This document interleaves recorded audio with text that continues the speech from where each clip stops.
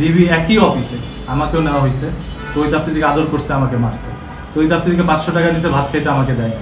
এক পর্যায়ে আমার প্যান্ট খুলে আমার পুরুষঙ্গে তারা বৈদ্যুতিক শর্ট দিতে চায়, যাতে করে আর কোনোদিন আমার পুরুষঙ্গ কাজ করতে না পারে, এরকম কিছু করতে চাইছে। এবং বললাম যে জাতির জনক বঙ্গবন্ধু শেখ মুজিবুর রহমান কলেজে পড়াশোনা করছি, বলা মাত্রই আমাকে আরো মারধর করে এবং বলে যে জাতির জনক বলে বঙ্গবন্ধুর নামটা বলে তার নামটা তুই অপবিত্র করে দিবি।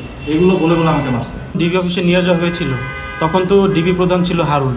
আপনার কি মনে হয় যে একজন প্রধানের আন্ডারে তো সব কিছু কন্ট্রোল হয়, সে কোনো কমান্ড দিয়েছে বা এই ধরনের কোনো কিছু আপনি পরবর্তীতে জানতে পেরেছিলেন?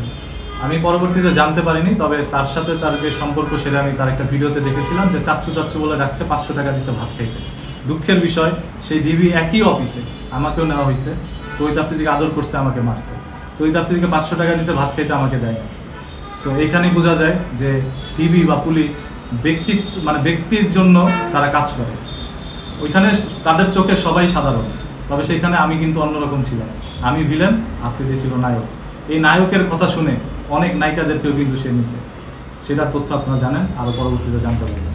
বললাম যে কেন ভাই ডিবি অফিসে যাব, তো আমি যাইতে ইচ্ছা প্রকাশ করিনি, যার কারণে ডিবি অফিস থেকে আমাকে 4:30টায় ফোন দেওয়া হয়, বলে যে 1 ঘন্টার মধ্যে মিন্টু রোড ডিবি অফিসে আপনি চলে আসবেন। 1 ঘন্টা পরে আমি ডিবি অফিসে যাই, একটু বেশি সময় লাগছে। যাওয়ার পরে দেখলাম যে পুলিশ কর্মকর্তা তহিদ আফ্রিদির সাথে ভিডিও কলে ছিল।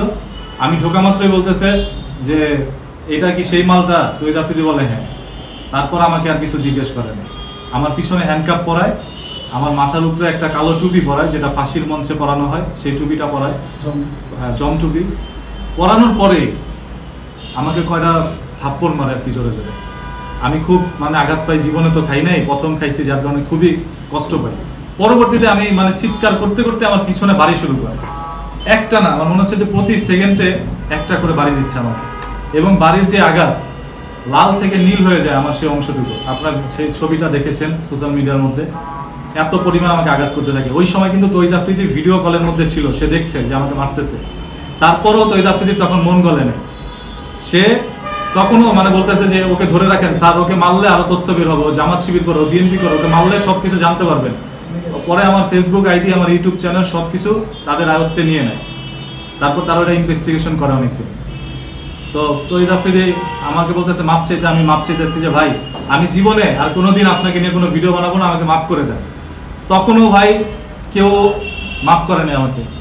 ওই চিৎকার আপনারা কেউ শুনেন নাই, যে ওই সময় আমি জানি আমার সিচুয়েশনটা কেমন লাগছে। আমার আশেপাশে এই দুনিয়ায় কেউ নেই, মনে হয়েছে যে আমি একা, আর আমার চারপাশে যারা আছে সবাই হচ্ছে আমার শত্রু। তারা এমনভাবে আমাকে আঘাত করছে, 1জন নয় 2জন নয়, 3-4 জন মিলে আমাকে আঘাত করছে। এবং তখনও এই মার দেখে তহিদ আফ্রিদির যে টিমমেট জাকারিয়া, সে ওইখানে উপস্থিত ছিল। সে ফোন দিয়ে বলতেছে যে ব্রো, যা করতে বলছেন এক্সট্রিম হয়ে যাচ্ছে। তার কাছেও বিষয়টা খারাপ লাগে। তারপরও তহিদ আফ্রিদি কিছু বলে নাই, ফোনটা কেটে দেয়। পরবর্তীতে ফোন দেওয়ার চেষ্টা করলো, তহিদ আফ্রিদি আর ফোনটা ধরে নেয়। আমাকে এক রুম থেকে আরেক রুমে নিয়ে যায়, নিয়ে গিয়ে ওইখানেও আমাকে নির্মমভাবে পিটায়। এক পর্যায়ে আমার হাঁটুর মধ্যে বাড়ি দিয়ে আমাকে বসায় বলতেছে মাপ চা।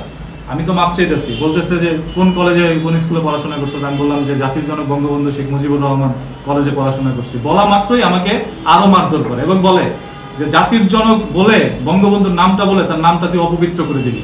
এগুলো বলে বলে আমাকে মারছে। এক পর্যায়ে আমার প্যান্ট খুলে আমার পুরুষঙ্গে তারা বৈদ্যুতিক শর্ট দিতে চায়, যাতে করে আর কোনোদিন আমার পুরুষঙ্গ কাজ করতে না পারে, এরকম কিছু করতে চাইছে। এবং খারাপ ভাষায় বলছে, আমি বলতে পারতেছি না আপনাদের। আর তাদের মুখের ভাষা এতটাই জঘন্য ছিল, সেই ভাষাগুলো যদি আমি এখানে বলি তাহলে আপনারা সহ্য করতে পারবেন না। আর সেই সাথে তো আঘাতের যন্ত্রণা আছে। পক্ষে প্রথম আমাকে মারধর করে, তারপর ওইখান থেকে তাদেরই তো ডিবি অফিসে তো রুমের কোনো অভাব নাই। কোন জায়গা থেকে যে কোন জায়গায় আমাকে নিচে আমি তো আর দেখিনি, আমার তো চোখ বাঁধা ছিল, চোখে জমটুপি পরানো ছিল। সো ওই অন্ধকারে কোথা থেকে কোথায় নিচে বা লিফট দিয়ে যে নামাইছে, আমি ওইটা বুঝছি যে আমি লিফটে উঠাইছে, লিফট থেকে উঠছে নামছি। আর ওই লিফটের মধ্যে আমাকে মারা হয়েছে, লিফটের ভিতরে মারছে। লিফটের ভিতরে মারছে। আপনাকে তো আসলে সাধারণত কথা বলার জন্য ডিবি অফিসে ডেকেছিল এবং আপনি তো সেই আশাতেই গিয়েছিলেন। আপনি কি কখনো কল্পনা করেছিলেন কিনা যে আসলে আপনার সাথে এরকম কোনো কিছু হবে কিনা, বা আপনি কোন ইচ্ছাটা নিয়ে সেখানে গিয়েছিলেন? আমি সাধারণত জানতাম যে একজন মানুষ যদি কন্টেন্টের মাধ্যমে কোনো ভুল করে তাহলে তার কাছ থেকে মুচলেখা নেয়, যে আর কোনোদিন সেই ভুলটা করবে না। পরবর্তীতে যদি ভুল করে তাহলে সেটা আইনীয় ব্যবস্থা হবে। সো আমি তো মুচলেখা দেওয়ার জন্য গিয়েছিলাম। যাওয়ার পর দেখলাম যে আমাকে মারধর করা হচ্ছে। আমি কল্পনাও করি নাই যে পুলিশ আমাকে ডাকায় নেই এইভাবে। আমার নামে কোনো জিডি নেই, কোনো মামলা নেই, কোনো অভিযোগ নেই থানায়। সো বেআইনিভাবে যে ডিবি অফিসে একজন মানুষকে মারা হয় এটা আমি সেদিন জানতে পারছি। আচ্ছা।